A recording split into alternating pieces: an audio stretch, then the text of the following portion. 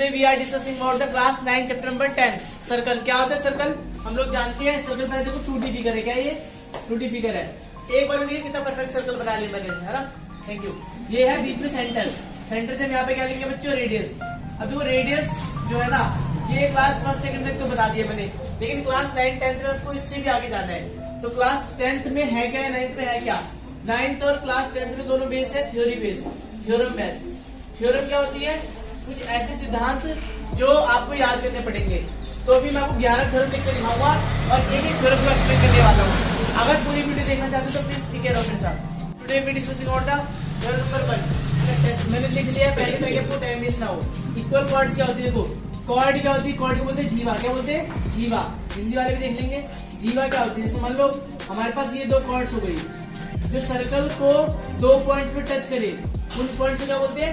Cord कहते हैं। अब ये कॉर्ड्स मान लो सेंटर से जा रही है ऐसे करके, ठीक है, और ये से जुड़ी हुई है। तो जो ये देखो equal chords of a circle subtend equal angle at the centre. Centre के पास क्या होगा? इक्वल एंगल बनेंगे। मतलब अगर ये 40 है तो ये भी क्या होगा बच्चों? 40। थ्योरम नंबर 1 याद हो गए? थ्योरम नंबर 1 क्या कहती है? इक्वल कॉर्ड्स, मतलब जो अगर कॉर्ड बराबर है तो एंगल भी क्या होंगे? इक्वल होंगे। अब हम थ्योरम नंबर 2 की तरफ चलते हैं, ठीक है? थ्योरम नंबर 10.2 जो 10.2 भी लिख ली, फटाफट से आ जाओ। इसी का उल्टा, तो इसी का उल्टा समझते हैं। सर इसमें पहले क्या बताया था आपने बताया सर कॉर्ड्स इक्वल होंगी तो एंगल भी क्या होंगे? इक्वल होंगे। सर ऐसा होता ही क्यों है? कोई लॉजिक है इसका? चलो प्रूव कर देता हूँ। देखो बच्चों आप लोग खुद प्रूव करोगे। ये रेडियस है, ये इसके बराबर होगा, साइड होगी बराबर, ये साइड है इसके बराबर होगी। दो चीजें हो गई, क्या मिल गया? साइड साइड और साइड साइड। अब हमें तीसरी चीज ढूंढनी थी और उन्होंने बोल भी दिया क्या? इक्वल कॉर्ड, मतलब ये भी इसके क्या है? बराबर है। तो ये क्या हो गया? ये इसके बराबर हो गया। तो कौन सा रूल लग गया बताओ बच्चों? ये वाला ट्रायंगल इसके बराबर क्यों है? बताओ बताओ बताओ। साइड साइड साइड के रूल से ये दोनों ट्रायंगल क्या हो गए? कॉन्ग्रुएंट। जब ट्रायंगल कॉन्ग्रुएंट होंगे तो उनके एंगल भी क्या होंगे? कॉन्ग्रुएंट। इसलिए दोनों क्या है? बराबर। अब इसका उल्टा देखते हैं। इसके उल्टे में बताते हैं अगर एंगल बराबर हो, क्या बराबर हो? एंगल। तो मान लेते हैं एंगल ऐसे बना लेते हैं, ठीक है? अब मान लो ये एंगल 40-40 है, मेरी बात समझना। तो बोलते हैं कॉर्ड बराबर होगी। तो मैं बताता हूं क्यों होंगी, आप लोग खुद जान जाओगे। देखो ये साइड हो गया, ये क्या हो गया? एंगल। ये क्या हो गया? साइड। ये क्या हो गया? साइड। ये क्या हो गया? एंगल। ये क्या हो गया? साइड। ये दोनों ट्रायंगल बराबर हो गए, नहीं हो गए? किस नियम से बराबर हुए? साइड एंगल साइड से। तो दोनों ट्रायंगल आपस में बराबर है तो उनकी साइडें भी क्या होंगी? बराबर। कौन से नियम से? CPCT। बट मैथमेटिशियंस ने इसको आसान कर दिया। इन्होंने बोला थ्योरम नंबर 10.2 लिख देना। क्या लिख देना? Theorem number 10.2। हमने कहा है क्या थ्योरम नंबर 10.2? कहते पढ़ो मेरे साथ। इफ द एंगल सबटेंडेड, अगर एंगल बनता है किससे? बाय द कॉर्ड, कॉर्ड के द्वारा। कहां पर? सर्कल में बनता है और सेंटर से छू रहा हो, सेंटर तो एंगल अगर इक्वल है तो जो कॉर्ड्स भी क्या होंगी? इक्वल होंगी। अगर एंगल इक्वल है तो कॉर्ड्स भी क्या होंगे? इक्वल। थ्योरम नंबर 10.2 खत्म। इतने आसानी से, इतने आसान तरीके से कोई नहीं बताएगा। आराम से नोट डाउन करते जाओ, पढ़ते जाओ। चलो बच्चों लेके आ गया आप लोगों के लिए थ्योरम नंबर 3 10.3 डायग्राम देखिए मैंने फटाफट से बना लिया। ये कहते हैं क्या? परपेंडिकुलर। परपेंडिकुलर का मीनिंग बताओ बस। परपेंडिकुलर का जिसे मीनिंग पता है सब पता है। परपेंडिकुलर का मतलब होता है बच्चों 90 डिग्री। जब क्या बने? कहीं पे 90 डिग्री। तो क्या यहाँ पे 90 डिग्री है? सर यहाँ पर भी 90 डिग्री होगा क्योंकि हमने पढ़ा है कि पूरा कितने का होता है? 180 का। अगर एक तरफ 90 तो दूसरी तरफ कितना बचा? 90। सर अगर परपेंडिकुलर है फ्रॉम द सेंटर, कोई परपेंडिकुलर आ रहा है कहां से? Centre of a circle, circle के सेंटर से, तो कॉर्ड भी क्या होंगी? बाइसेक्ट करेगा। अब बाइसेक्ट का हिंदी बता दो बस। बाइसेक्ट बोलो मेरे साथ। बाइसेक्ट की हिंदी है 2 बराबर हिस्सों में बांटना। समझे? बाइसेक्ट की हिंदी क्या बच्चों? 2 बराबर हिस्सों में बांटना। मतलब ये जो है छोटा सा हिस्सा क्या AM किसके बराबर होगा बताओ बच्चों? यहाँ से हाँ BM के बराबर। AM किसके बराबर हो गया? BM के। मतलब ये लाइन जो है, ये लाइन 2 बराबर हिस्सों में काट रही है इन दोनों को। समझे? समझे? लेकिन ये होना किसमें चाहिए? सर्कल में। कंटिन्यू करते हैं, पहले 3 नोट डाउन कर लो।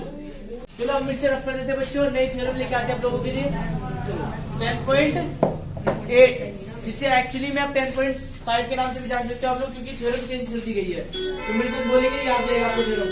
तो थ्योरम बोलने से याद होगी। The angle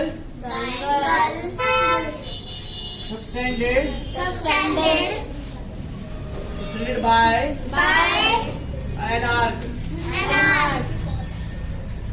at the center is double the angle subtended angle subtended bye it any point on the remaining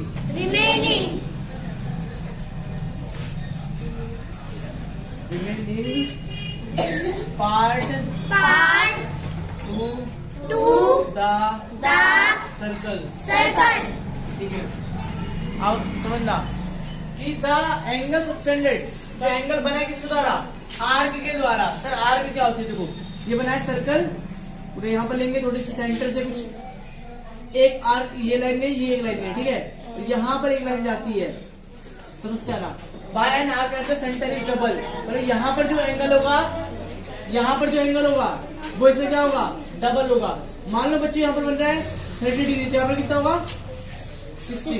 दोबारा सुन लो बच्चों, अगर ये सेंटर से नहीं जा रहा है तो फिर नहीं बनेगा। कई बार पेपर में क्वेश्चन ऐसा आ जाता है और ये ऐसे भेज देते हैं, फिर बच्चे लिख देते हैं ये इसका क्या है? डबल है। नहीं, ये गलत है। आपके लिए क्या होना चाहिए? सेंटर से लाइन जानी चाहिए, दोनों आर्क, ठीक है। जब सेंटर से जाती है और ये भी से टच होनी चाहिए, तब जाके ये वाला एंगल क्या होगा? इसके डबल होगा। अब एग्जांपल में मान लो मुझे दिया हुआ 200, ठीक है, और आपसे बोला ये निकालो, तो क्या होगा? ये कितना होगा? ये बताओ। 100। समझे? तो ये क्या होगा? इसका आधा। समझे? ये क्योंकि इससे क्या है? डबल है, तो 200 का अगर आधा करेंगे तो क्या हो जाएगा? 100 आ जाएगा। नंबर 10.9 लेके आगे देखिए, angles in the same segment. Segment क्या होता है? पहले से मीनिंग जान लो। जब ये सर्कल है और इसका बेस सेम है, क्या है? बेस सेम है, और अगर ऐसे कोई एंगल बन रहा है तो क्या होगा? 90 डिग्री होगा। अच्छा, same segment of a circle are equal. अब इनके जो एंगल्स होंगे क्या होंगे बच्चों? इक्वल होंगे। समझे? ये एंगल्स क्या होंगे? इक्वल। हमारा डायग्राम ऐसा बना होता, यहाँ से गुजर की सारी लाइन और ये बन रहा होता, समझते आना भी ध्यान से। और ये पूछा गया 60 है, तो बताओ ये कितना है? तो क्या करोगे? तो दिमाग लगाओ। सर सेगमेंट सेम हो गया, इनके एंगल्स भी क्या होंगे? इक्वल। तो एक्स कितना हो गया? 60 हो गया। क्यू हो गया? तो लिखोगे angles in the same segment of a circle are equal. फिर